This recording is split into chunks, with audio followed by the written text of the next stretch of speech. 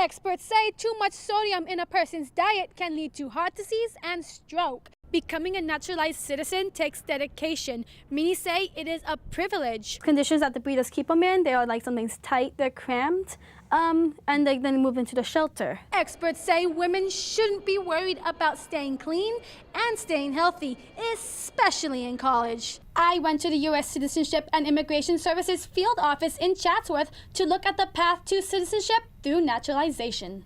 With so much debate over immigration, some undocumented people seek ways to make them feel like they're part of the United States. Becoming a naturalized citizen is a pathway for some. Immigration Section Manager John Holland explains the requirements for naturalization. Applicants are required to have lived in the United States for 5 years after having obtained a green card. They also have to be 18 years of old in order to apply. Once an application is approved, an applicant takes written, reading, history, and civics tests. They must get at least 6 out of 10 questions correct on each test to become a naturalized citizen.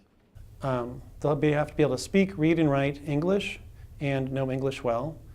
They'll have to be able to answer government and history questions, and they'll have to be willing and able to take the oath of allegiance.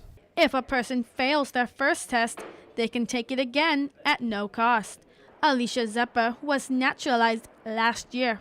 I'm excited, honestly. I have more opportunities. I can, have a driver's license. I can get government jobs. I can pretty much it's opened the door for more opportunities in my life. Becoming a naturalized citizen takes dedication. Many say it is a privilege. If a person chooses naturalization, they must obey all laws and appreciate the nation's culture. I'm Shannon Ozburn in Northridge for Valley View News. Due to high costs, not all women can afford feminine hygiene products.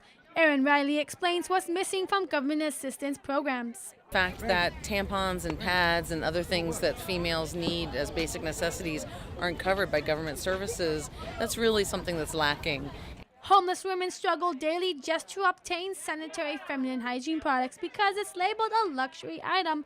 Alicia Monroe and her sister began their campaign to help women stay clean. So together we got together with the community and asked for feminine hygiene.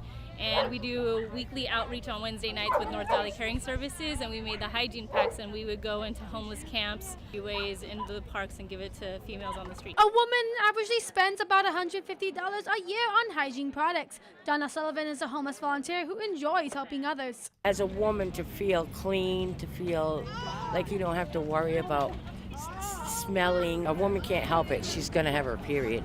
And most women on the street are younger. Sullivan knows the struggle of homelessness herself. Well, I'm homeless, and I do it to be of service to others. I've been homeless over 5 years, and I've been working with sisters on the street for over a year, and I'm not young. I'm 60 years old, and it takes its toll. I've aged tremendously in 5 years. I used to help homeless people even before I became homeless. I thought I knew what they were experiencing, but I had no idea. Feminine hygiene products are needs for many women, though they are actually considered non-essential luxury goods that are highly taxed by the government, including things such as clothes and bras. The Sisters on the Street is a volunteer organization that comes to Homeless Connect Days offering free items to women who cannot afford them. I'm Shannon Ozburn in Encino for Valley View News.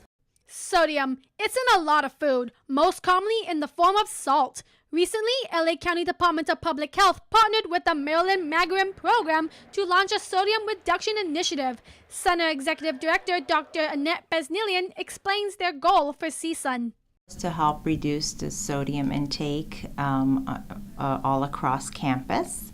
Fast food is commonly known to be high in sodium. The maximum amount of salt needed daily, this is like vial of salt. This is how much salt is needed daily. This is just an example from one burger that you purchase, just from one burger.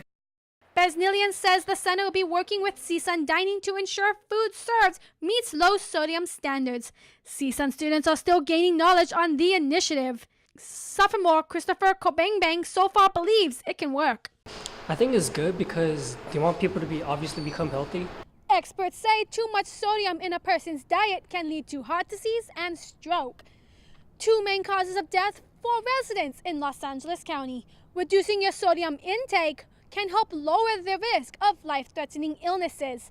I'm Shannon Ozburn in Northridge for Valley View News. The organizers behind the Women's March Youth Empower are calling for a national school walkout on March 14th. They want Congress to pass gun control legislation right away.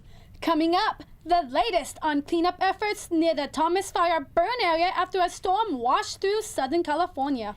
March Madness? Yes, it's that time again. Billionaire Warren Buffett is offering his employees a huge annual prize for his March Madness Bracket Challenge. Many college students live a fast-paced, studying hard lifestyle, but some sacrifice healthy eating habits in the process.